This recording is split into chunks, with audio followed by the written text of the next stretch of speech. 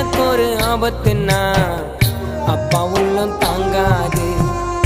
எனக்கு ஜுரம் வந்தா எங்க அம்மா தூங்காது.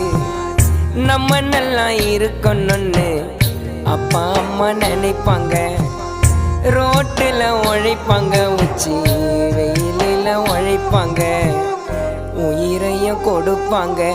அம்மா அப்பா அம்மா அப்பா அம்மா.